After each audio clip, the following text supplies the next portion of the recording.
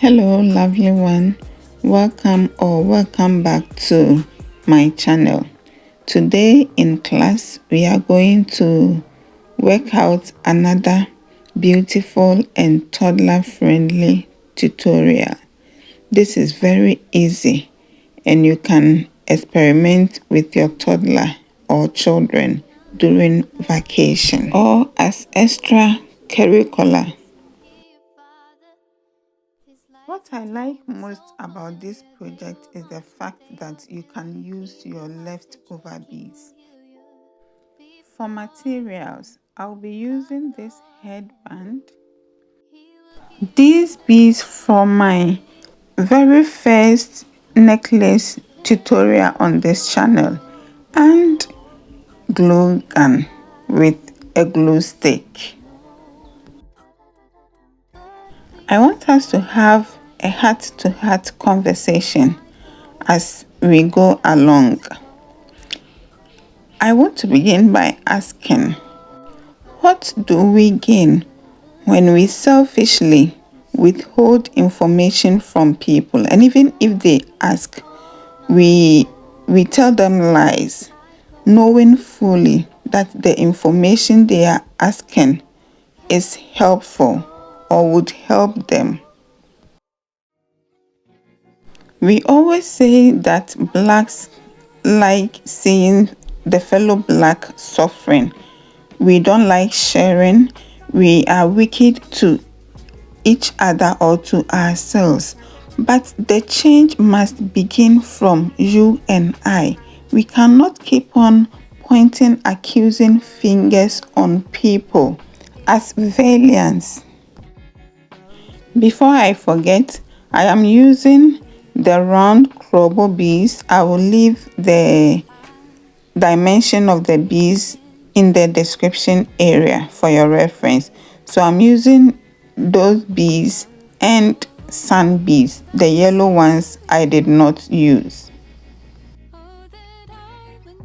I'm going to cite two examples in this video, and I know most of you can relate.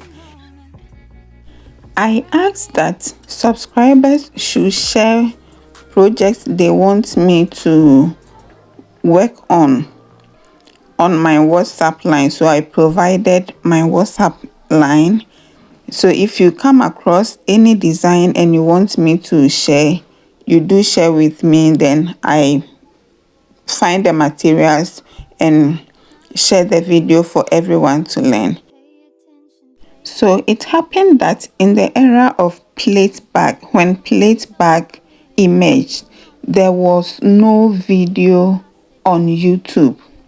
So I went to this particular beader on Instagram who was posting her project left, right, center. I went to her DM and said, "My sister, where do you get your plates from?" And she said, "Mokola."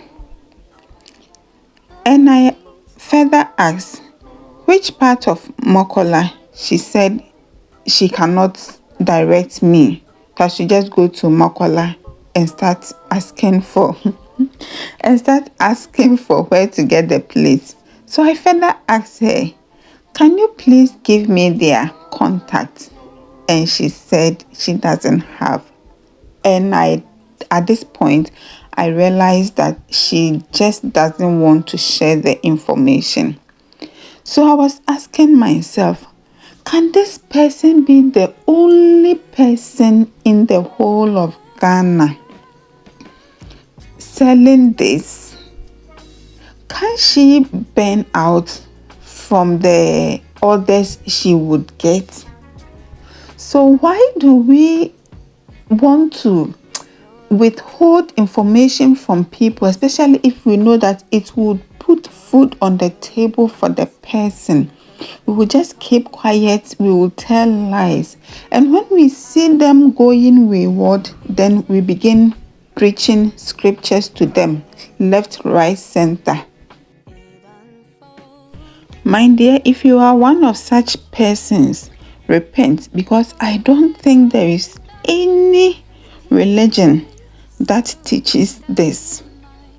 The second example I'm going to cite, there was this lady that kept pushing video ideas on me. There were days when she asked for a particular project and I am wasting time. She will be on my neck.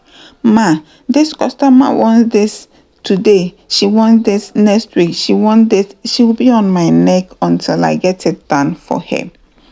So she gave me one particular bead bag and I was finding it difficult to unlock the puzzle.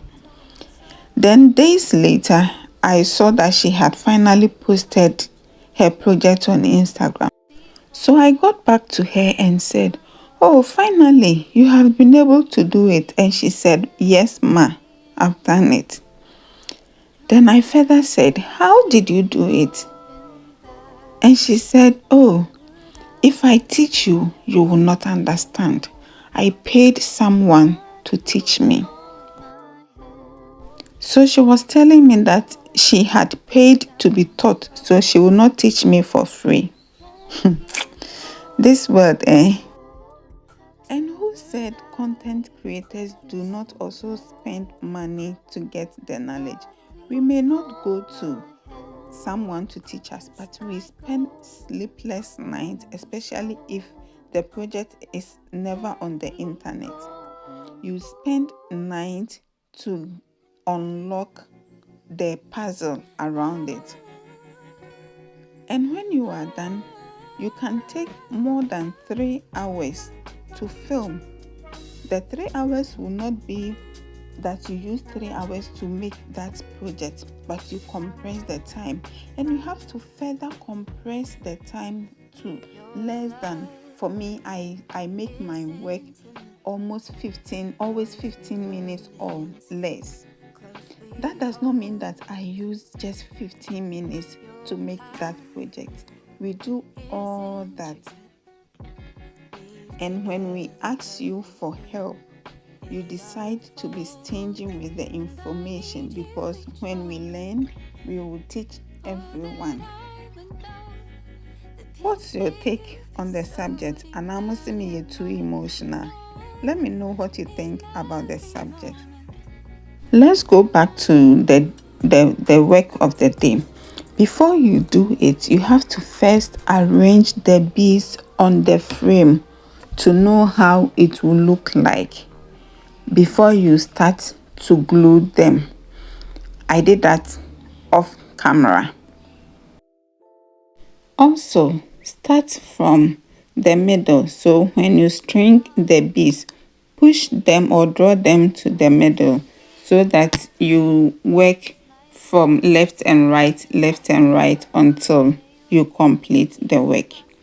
Because the sizes of the beads I used are not even, getting to the tail end, you will see that the spaces left will not be even. When it happens like that, you may want to do your own magic there, but for me, I did that magic using the sun beads. Look at the beautiful piece I've created at the end of the day. For these other two, I've had them since 2018 and I am still using them, so they last long. Until I come your way with another tutorial, my dear, keep hope alive.